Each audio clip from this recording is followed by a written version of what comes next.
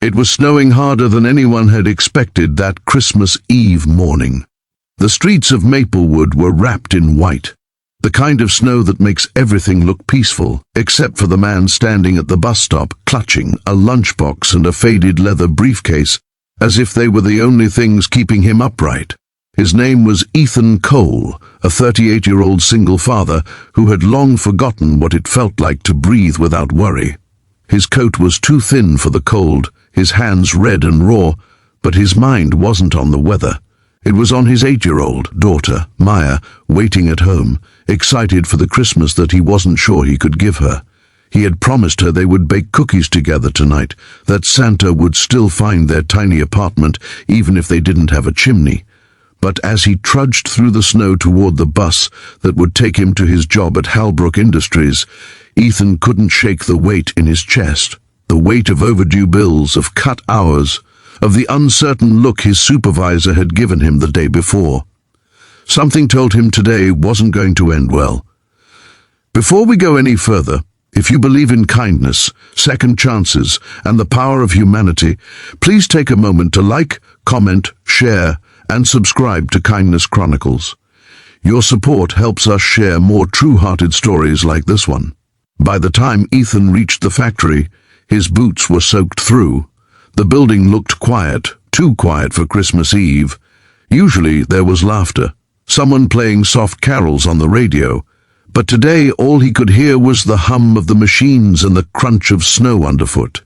His supervisor, Mr. Dorman, a man who never smiled, was waiting at the entrance with a clipboard in hand. "Cole," he said, his voice flat, "the office wants to see you." Ethan's stomach sank.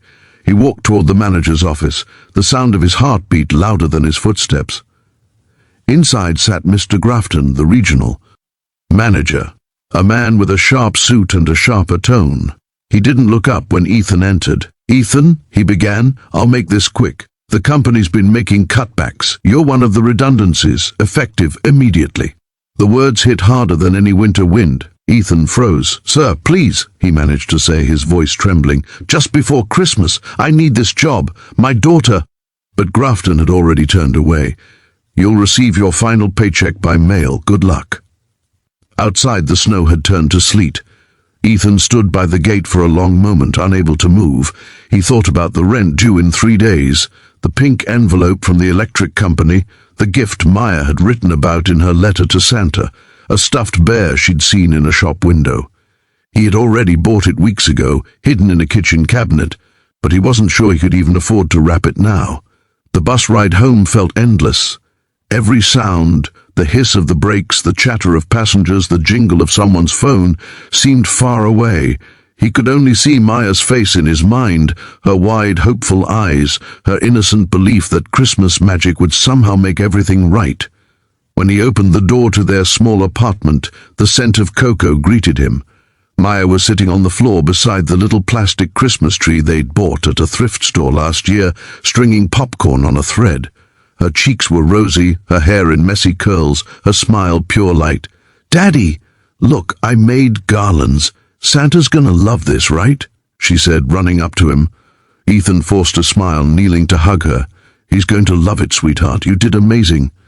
She didn't notice how long he held her or how quiet he became afterward. That night, when she went to bed humming Silent Night, Ethan sat by the dim light of the kitchen staring at the unopened bills scattered on the table. He pulled out the small bear from the cupboard, brushed the dust from its fur, and wrapped it in the only wrapping paper he had left, a torn piece of newspaper. He whispered to himself, "Tomorrow will still be Christmas. Somehow." But deep down, he felt broken. The next morning, the world outside sparkled with sunlight on fresh snow. Children laughed, people exchanged gifts, and church bells rang in the distance. Inside apartment 4B, Ethan sat at the table with a cup of instant coffee, pretending everything was fine as Maya tore open her small gift. Her eyes lit up when she saw the bear. "Daddy, it's perfect," she said, hugging it tight. "I'm gonna name her Snowy." He smiled, his eyes burning. "That's a beautiful name." As they sat together, a knock came at the door. Ethan frowned. No one ever visited. He opened it to find a tall woman in her early 40s, wrapped in a long grey coat, her expression soft but serious. "Mr. Cole?" she asked. "Yes? I'm Isabel Halbrook, CEO of Halbrook Industries." For a moment, Ethan thought he had misheard. "The CEO? At his doorstep?"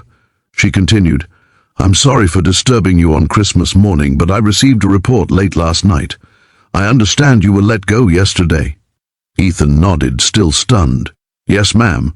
They said there were cutbacks." Maya giggled. "I think he sent that nice lady instead." Ethan smiled. Maybe he did. As the night deepened, Ethan sat by the window, watching the snow fall under the streetlights. He thought of all the people out there who were struggling the way he had, working hard, doing their best, just trying to give their kids a little happiness. He wished he could tell them not to give up, that sometimes, when everything seems lost, life still has a miracle waiting on the other side of despair. If this story touched your heart, please like this video, share it with someone who needs hope today, and subscribe to Kindness Chronicles to keep spreading love, compassion, and real-life miracles. Before the video ends, please take a moment to comment below, "I believe in second chances."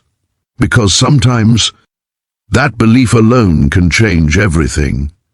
That Christmas Eve, a single dad discovered that miracles don't always come wrapped in ribbons or fall from the sky. They come through people, through kindness, through moments when the world unexpectedly chooses to care. And as the snow continued to fall softly outside, Ethan realized something he'd almost forgotten. Christmas wasn't about what you had. It was about who still had faith in you. The end